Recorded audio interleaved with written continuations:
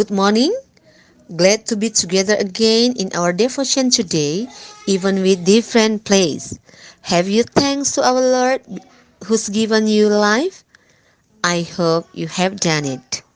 Let's offer our life for God because He lives in our life. Before we listen the word of God, let's pray. Lord Jesus, thank you for this beautiful morning.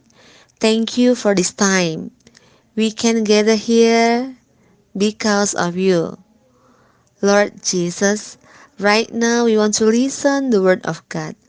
Please bless all of us to understand it and we can do your words in our life.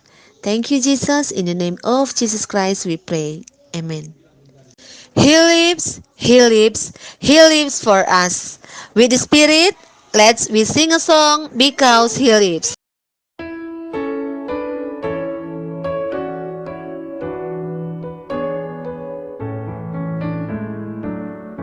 God sent His Son, they called Him Jesus.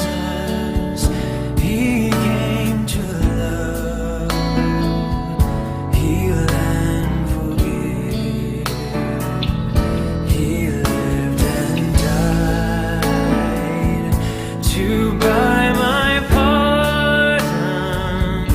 An empty grave is there to prove my Savior lives. Because He lives, I can face tomorrow.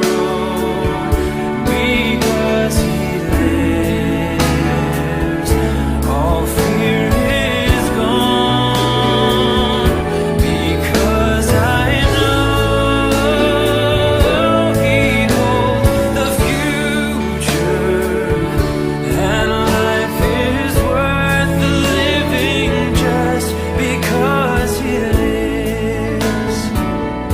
How sweet to hold a newborn baby and feel the pride and joy He brings. But greater still, the calm assurance this child can face uncertain days because He lives. Because He lives, I can face tomorrow. Because He lives, all fear is gone. Because I know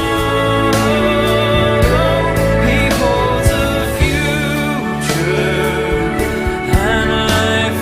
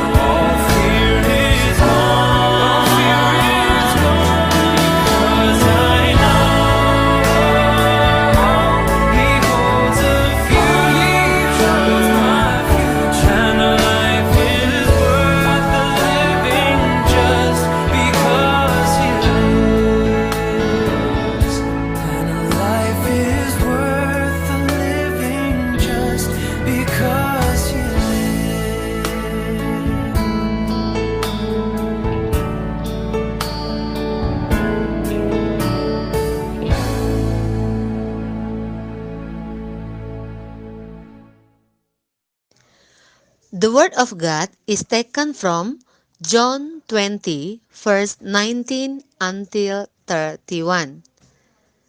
The theme is Jesus appeared to disciples. For Thomas, faith must be held by hand, seen with the eye, felt with the senses, rational, and can be understood by reason. But actually faith is above reason, even though it is not contrary to reason. Believe in something that is seen, held, and felt is actually very difficult to call trust. Therefore, the words of God says, because you have seen me, you believe. Blessed are those who do not see but believe. Whether we believe who we see or we believe even if we don't see. Bagi Thomas, iman harus dapat dipegang dengan tangan, dilihat dengan mata, dirasakan dengan panca indera, rasional, dan bisa dimengerti oleh akal. Tetapi sebenarnya iman berada di atas akal, walaupun tidak bertentangan dengan akal. Percaya kepada sesuatu yang bisa dilihat, dipegang, dan dirasa sebenarnya sulit sekali untuk dinamakan percaya. Oleh sebab itu, firman Allah mengatakan, "Karena engkau telah melihat aku, maka engkau percaya. Berbahagialah mereka yang tidak melihat, namun percaya." Apakah kita percaya karena kita melihat? Ataukah kita percaya walau tidak melihat? Ignores fellowship. Thomas was not present in the fellowship.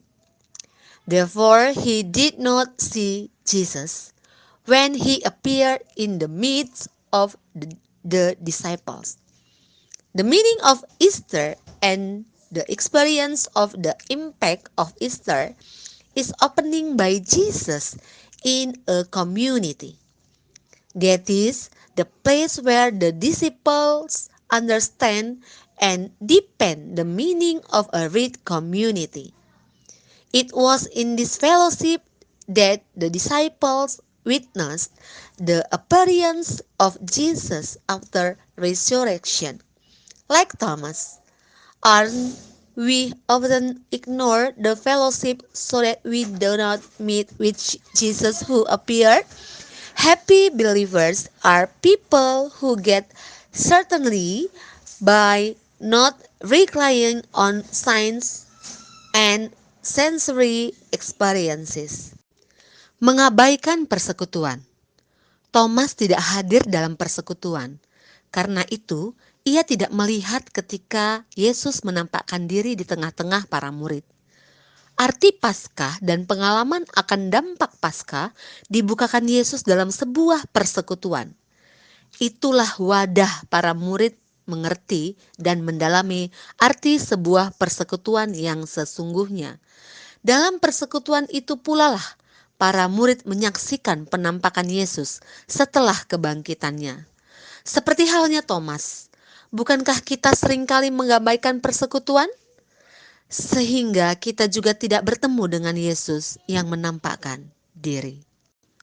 Orang beriman yang berbahagia adalah orang yang mendapatkan kepastian iman dengan tidak bergantung pada tanda dan pengalaman indera. So what we can learn from this chapter? First, the resurrection of Jesus brings peace and eliminates fear. Second, Father sent Jesus. Jesus sent the believers to bear fruit. The third, to preach the gospel, believers need Holy Spirit. And the last, to bear fruit, the believer must live in Christ. Melalui firman Tuhan hari ini, saya mau mengajak kita semua untuk bertekad bersama-sama untuk menjadi murid Tuhan yang percaya dan setia. Mari kita memuji Tuhan, kita bernyanyi, Tuhan Yesus, aku berjanji.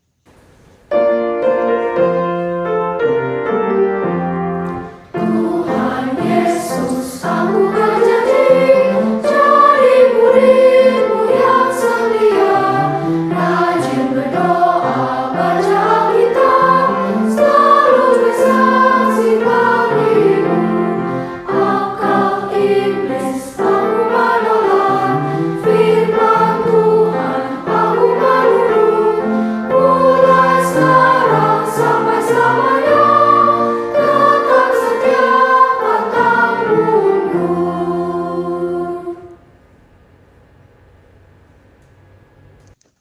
Let's we say our memory first from First Thessalonians 4 verse 14 in bahasa.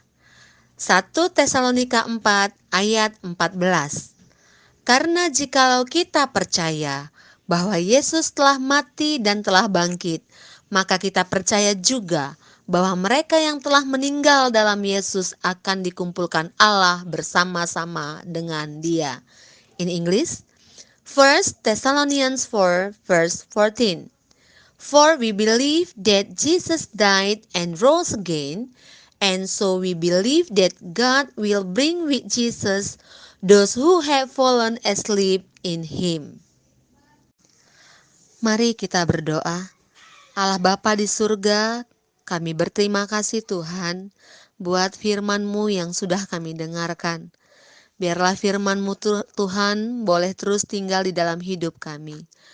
Ajari kami Tuhan untuk menjadi murid yang percaya kepada Tuhan. Tuhan Yesus, biarlah iman kami boleh Engkau teguhkan Tuhan. Melalui firman yang selalu kami dengarkan Tuhan. Biarlah dia boleh berbuah dan bertumbuh. Agar kami menjadi murid yang Tuhan Engkau kehendaki. Tuhan kami juga berdoa buat kegiatan pembelajaran kami online yang akan kami laksanakan hari ini. Biarlah Engkau boleh memberkati kami, memampukan kami Tuhan untuk boleh melakukannya. Tuhan ajari kami untuk mengerti dan memahami akan setiap pembelajaran yang akan diberikan oleh guru kami, sekalipun dalam pembelajaran online. Tuhan Yesus yang baik, kami juga berdoa buat orang tua kami.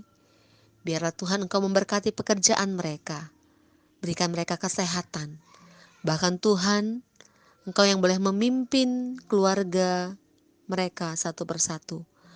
Tuhan, kami juga berdoa, khususnya wabah yang terjadi di dunia ini. Kiranya Tuhan Engkau yang boleh menolong, memampukan kami, memberikan kami hikmat bijaksana, bagaimana kami boleh berjaga-jaga, bagaimana kami boleh waspada akan situasi ini. Tuhan, biarlah hikmat-Mu boleh terus bekerja di dalam kehidupan kami, agar kami boleh melakukan setiap apa yang menjadi kehendak Tuhan di dalam kehidupan kami. Tuhan Yesus yang baik, kami berdoa Tuhan, buat sekolah kami. Biarlah Engkau boleh memberkati sekolah kami Tuhan. Kami juga berdoa Tuhan, buat Bapak Paulus bersama Ibu Mega. Senantiasalah Tuhan boleh menolong mereka, memberikan mereka kesehatan dan kekuatan. Tuhan Yesus yang baik, kami juga berdoa Tuhan, buat semua anak didik kami dimanapun mereka berada. Tuhanlah senantiasa yang menolong, memimpin kehidupan mereka. Terpujilah Engkau Tuhan, hari ini kekal sampai selama-lamanya.